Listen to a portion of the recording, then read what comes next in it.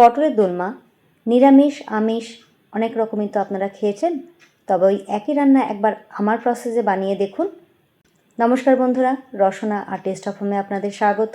আশা করি সকলে ভালো আছেন। তাহলে চলুন চটপট রান্নাটা শুরু করে দিই। এখানে আমি একটু বড় সাইজের পটল নিয়েছি। পটলের বোটার দিকটা এরকমভাবে আমি কেটে দিলাম, যে দিকটা সরু আছে মুখটা সেই দিকে। এবার ভালো করে চেঁচে নিচ্ছি। পটলগুলো কিন্তু আমি আগে ভালো করে একবার ধুয়ে নিয়েছি। এবার যে দিকটা চওড়া সেই দিকটা আমি একটু মোটা করে কাটলাম, যাতে ভেতর থেকে শাঁসটা আমি ভালো করে বের করে নিতে পারি।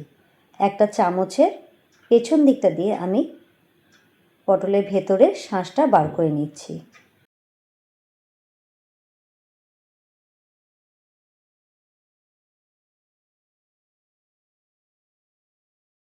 আরও একটা আমি দেখিয়ে দিচ্ছি।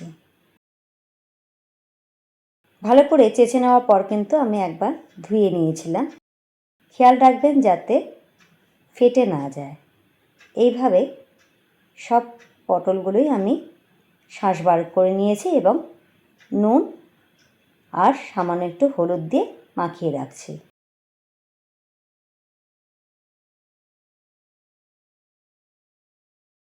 এবারে একটা মিক্সিং জারের মধ্যে পটলের যে বীজগুলো বার করে রেখেছিলাম সেগুলো দিলাম, আর একটা মিডিয়াম সাইজে পেঁয়াজ দিলাম, আর কিছুটা আদা আর 3টে কাঁচা লঙ্কা আমি দিলাম। ভালো করে একটু পেস্ট করে নিলাম। তারপর আমি এর মধ্যে চিংড়ি মাছগুলো দিলাম। চিংড়ি মাছগুলো অফ অন করে 3বার আমি ঘুরিয়ে একটা পেস্ট তৈরি করেছি, যাতে একটু দানা দানা ভাবটা থাকে এরকম। সেজন্য আমি আগে বীজগুলো দিয়ে ভালো করে পেস্ট করে নিয়েছিলাম। এরপরে একটা পেস্ট বানাবো, সেটা হচ্ছে গ্রেভির জন্য। একটা বড় সাইজের পেঁয়াজ, একটু রসুন, আদা আর 4টে কাঁচা লঙ্কা আর 1 চা চামচ মতো আমি চারমগজ দিয়েছি, আর কিছুটা চিংড়ি মাছ দিয়েছি। চিংড়ি মাছগুলো একটু বড় সাইজের ছিল। চিংড়ি মাছটা দিলাম, এতে কিন্তু ঝোলের ফ্লেভারটা দারুণ ভালো আসবে। এবারে আমি একটা ফ্রাইং প্যানে পটলগুলো ভেজে নিচ্ছি। পুরো রান্নাটাই সর্ষের তেলের হবে।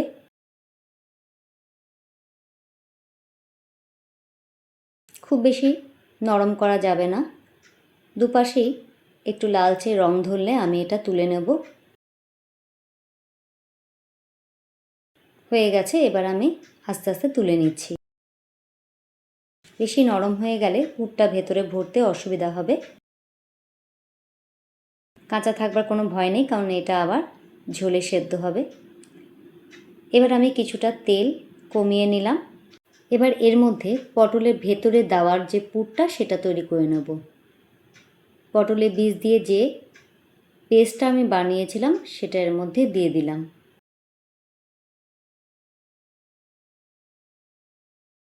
এর মধ্যে চিংড়ি মাছটা আমি খুব মিহি করে পেস্ট করিনি, আগেই বলেছি, যাতে পটলের দোলমাটা মুখে কামড় দিলেই চিংড়ি মাছটা মুখে লাগে। যাই হোক, এরপর একটু হলুদ দিয়ে দিচ্ছি। হলুদটা দিয়ে ভালো করে একটু ভেজে নিলাম। স্বাদ অনুযায়ী নুন দিয়ে দিলাম আর সামান্য একটু চিনি দিলাম। আবারও ভালো করে মিশিয়ে নিচ্ছি। এবার এতে আমি একটু ঝাল লঙ্কার গুঁড়ো দিলাম।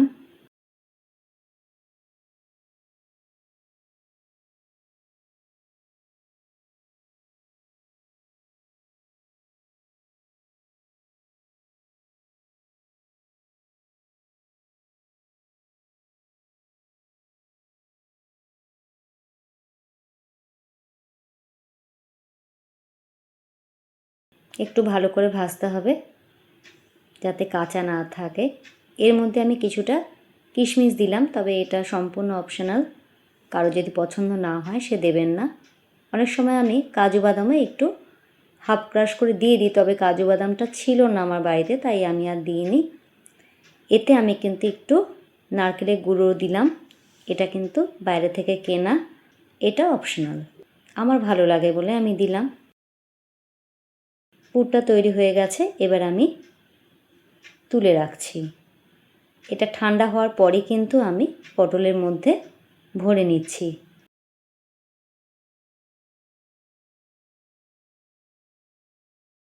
খুব বেশি ভরা যাবে না, একটু ফাঁকা রাখতে হবে, তা না হলে ঝোলে যখনই দেব ওটা বেরিয়ে আসবে।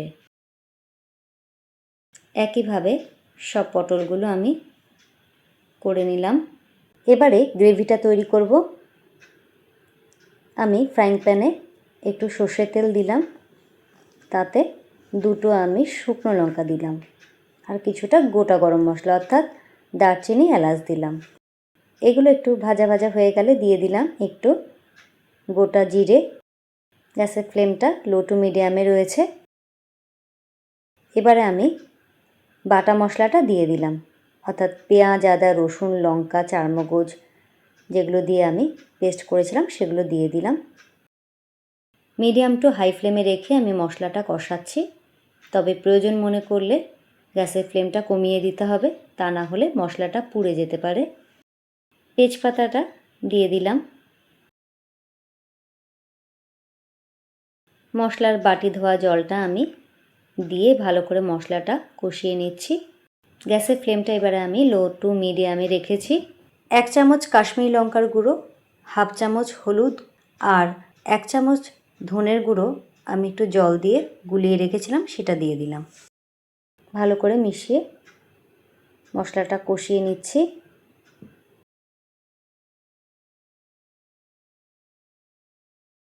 মশলার বাটি ধোয়া জলটা কিছুটা দিলাম, এতে আমার কষাতে সুবিধা হবে।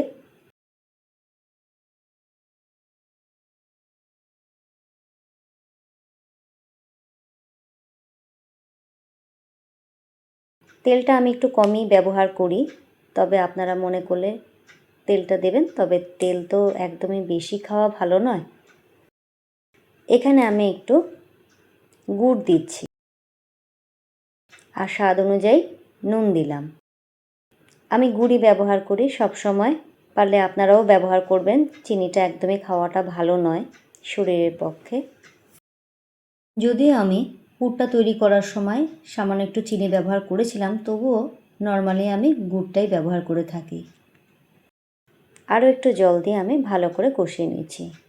মশলা যত ভালো করে কষানো হবে এর স্বাদ কিন্তু তত বেশি ভালো হবে। 1 চামচ মতো আমি টমেটো কেচাপ দিলাম।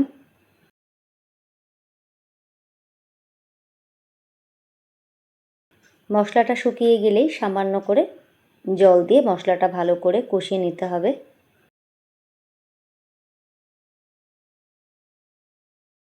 মশলাটা ভালো করে কষানো হয়ে গেছে, প্রায় 3 থেকে 4 মিনিট কষিয়ে নিয়েছি। এবার আমি এতে জল দিয়ে দিলাম। জলটা অবশ্যই আমি গরম জল ব্যবহার করেছি।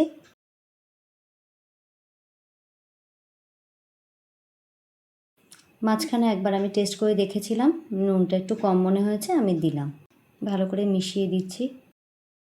ঝোলটা ভালোভাবে ফুটে গেছে। এবারে আমি পুর ভরা পটলগুলো এতে দিয়ে দিলাম।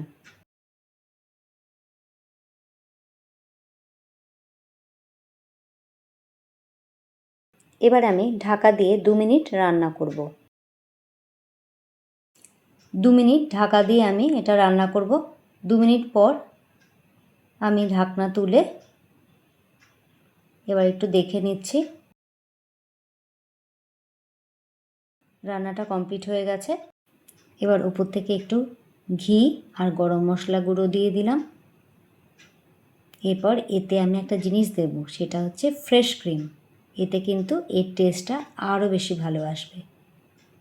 এক তো চিংড়ি মাছ বাটা দিয়েছি, তাতেই এর ফ্লেভারটা দারুণ ভালো আসবে, আর এটা দেওয়ার পর আরও ভালো হবে।